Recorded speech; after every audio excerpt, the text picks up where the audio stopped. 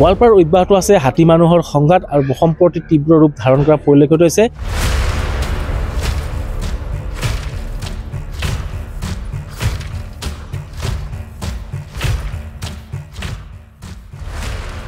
প্ৰতি নিশাই বনাঞ্চলৰ পৰা খাদ্যৰ সন্ধানত গাঁৱত প্ৰৱেশ কৰে আৰু প্ৰৱেশ কৰাৰ পিছতে মানুহৰ ঘৰ দুৱাৰ ভঙাৰ লগতে মানুহকো অনিষ্ট কৰি আহিছে।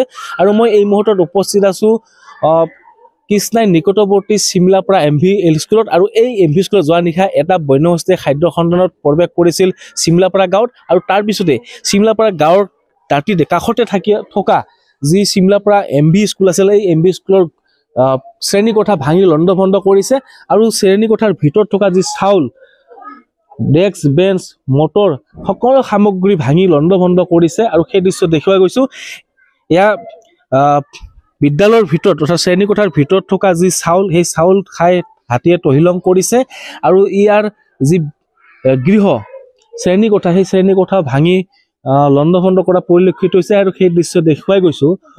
ইয়াৰ যি ছাত্ৰ ছাত্ৰীসকল আছে, এই ছাত্ৰ ছাত্ৰীসকলে ইয়াৰ পাঠদান কৰাৰ কাৰণে তেওঁলোকে বাহিৰত পাঠদান কৰিব লগা হৈছে, কিয়নো যি বিদ্যালয় শ্ৰেণী কোঠা আছিলে সেই শ্ৰেণী কোঠা ভাঙি তছনছ কৰিছে বন্যহাতে। তাৰ পাছতে ইয়াৰ ছাত্ৰ ছাত্ৰীসকলে তেওঁলোকে বাহিৰত মুকলি আকাশৰ তলত তেওঁলোকে পাঠদান কৰিবলগীয়া হৈছে। আৰু ইয়াৰ শিক্ষক আছে, মই আপোনাৰ পৰা জানিব বিচাৰিম আপোনালোকে কেনেকুৱা অসুবিধা হৈছে, যিহেতু আপোনালোকৰ শ্ৰেণী কোঠা ভাঙি তছনছ কৰিছে বন্যহস্তীয়ে? আমাৰ অসুবিধা মানে এই শ্ৰেণী যিটো আমাৰ এনে শ্ৰেণী কোঠাৰ অভাৱ, তাতে ক্লাছ 8ৰ যিটো শ্ৰেণী সেই শ্ৰেণীটো ভাঙি দিলে এইটো। আৰু তাৰপিছত যিটো আমাৰ ডেস্ক বেঞ্চৰ কিছু অভাৱ আছে, এই ডেস্ক বেঞ্চৰ দুযোৰ বেঞ্চ ভাঙি দিলে, সেইটোৱে। আৰু বৰ্তমান বাহিৰত পাঠদান কৰি আছো, যিহেতু গুণোৎসৱ আহি আছে। গুণোৎসৱ আমি ভাল ৰিজাল্টৰ কাৰণে চেষ্টা কৰিম। আৰু বেয়া ৰিজাল্ট হ'লেতো আমাৰ অলপ অসুবিধা হ'ব, সেইটোৱে। ছাত্ৰ ছাত্ৰী কিমান আছে? ছাত্ৰ ছাত্ৰী আমাৰ বৰ্তমান 47 হয়, সেইটোৱে। আৰু কি কি ক্ষতি কৰিছে? ক্ষতি মানে আমাৰ চাউল আছিলে 3.5 বেগ, তাৰে সেই 1.5 বেগ নষ্ট কৰিলে আৰু 2 বেগ আছে এতিয়া, সেইখিনি। বাকী আৰু ক্ষতি কৰিছে ফেন, যিটো আমাৰ ফেনটো মানে ফেনটো বেকা কৰি দিলে। এতিয়া ৱায়াৰমেন আনি চাব লাগিব ৱায়াৰবিলাক ঠিক আছে নাই, সেইটো।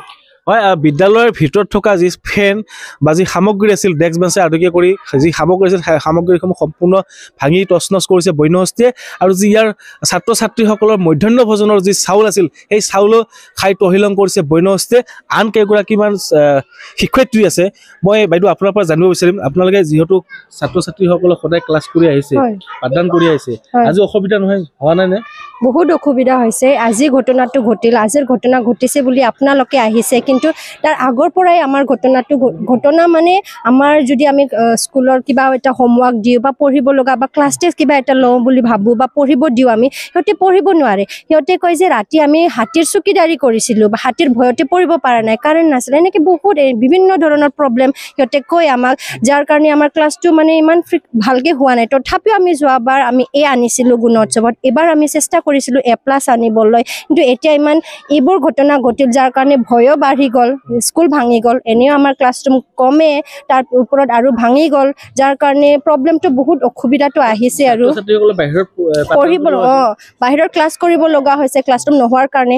যিহেতু আমি ট্ৰাই কৰিছোঁ যে ভাল ৰিজাল্ট কৰিম, সেইকাৰণে আমি বাহিৰত হ'লেও ক্লাছটো কৰি লৈছোঁ আৰু আমি কৰিমেই। কিন্তু তথাপিও চৰকাৰৰ পৰা আমি মানে হেল্প বিচাৰিছোঁ, অনুৰোধ বিচাৰিছোঁ, অতি শীঘ্ৰ মানে আমাৰ এইটো মানে ছল্ভ কৰি দিয়ে, ক্লাছৰুম এটা ভাল প্ৰভাইড কৰি দিয়ে আমাক। এইটোৰ কাৰণে মই প্ৰে কৰিছোঁ আৰু ৰাখিছোঁ। কি ক'ব বাইদেউ? মই এইটোৱে ক'ব বিচাৰোঁ যে মানে আমাৰ ক্লাছৰুমটোত যিহেতু এটা গ'ল ক্লাছ 8ৰ ক্লাছৰুম, আৰু আমাৰ গুণোৎসৱ আহি আছে, তাৰপিছত আমাৰ এক্সামো আহি আছে, পঢ়াবতো লাগিব আমি ষ্টুডেণ্টছ বিলাকক। সেইকাৰণে আমি কি কৰিছোঁ, বাহিৰতে ওলাই আনি পঢ়াইছোঁ আজি। এইটো পঢ়াটো আমি ঠাণ্ডা বতৰত কৰিব পাৰিম, কিন্তু যেতিয়া ছামাৰ আহিব, বৰষুণ আহিব, তেতিয়া প্ৰব্লেম হ'ব। তেতিয়ালৈকে যদি আমাক চৰকাৰে বা হেল্প কৰি দিয়ে ক্লাছৰুম বনাবৰ কাৰণে, আকৌ এইটোৱে বিচাৰোঁ আমি।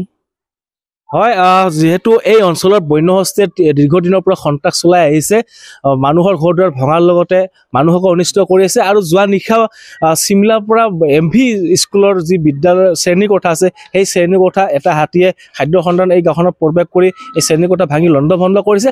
আৰু বিদ্যালয়ৰ ভিতৰত থকা যি চাউল, মধ্যাহ্ন ভোজনৰ যি চাউল সেই চাউল খাই তহিলং কৰিছে, ডেস্ক বেঞ্চ ভাঙি তহিলং কৰিছে, আৰু যি ইয়াৰ সামগ্ৰী আছিল, ফেন আছিল, মটৰ আছিল, সেইবোৰো ভাঙি তছনছ কৰিছে বন্য হস্তে, যাৰ ফলত এই ছাত্ৰ ছাত্ৰীসকলে বিষম সমস্যাৰ সন্মুখীন কৰিবলগীয়া হৈছে। আৰু সম্প্ৰতি ছাত্ৰ ছাত্ৰীসকলক শিক্ষক শিক্ষয়িত্ৰীসকলে তেওঁলোকে মুকলি আকাশৰ তলত পাঠদান কৰিবলৈ হৈছে। সেয়েহে চৰকাৰক বা শিক্ষা বিভাগক আহ্বান জনাইছে, অতি সোনকালে এই বিদ্যালয়খন শ্ৰেণীকোঠাখন মেৰামতি কৰি দিব লাগে আৰু ছাত্ৰ ছাত্ৰীসকল পাঠদানৰ ব্যৱস্থা কৰি দিব লাগে।